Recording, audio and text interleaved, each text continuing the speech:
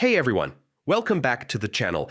If you've ever found yourself stuck in an Asana workspace you no longer use, maybe it's an old project or you just don't want to see those extra notifications, today I'll show you how to leave an Asana workspace quickly and easily. Stick with me till the end because I'll walk you through every single step so you don't miss anything. Let's dive right in. First, open your web browser and then head over to the Asana login page.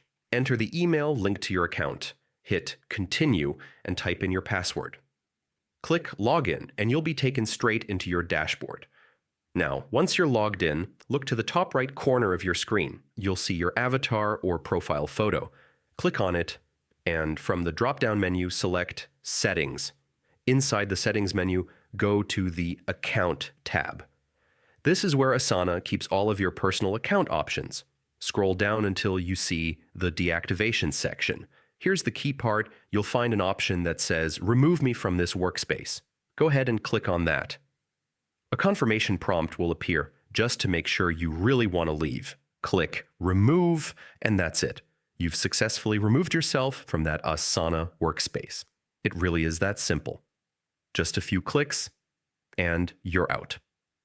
A couple of quick tips before we wrap up. Always make sure you're on a secure connection, especially if you're logging in from a shared or public computer.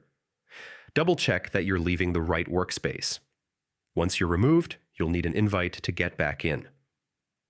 And there you have it, the full guide on how to leave an Asana workspace in 2025.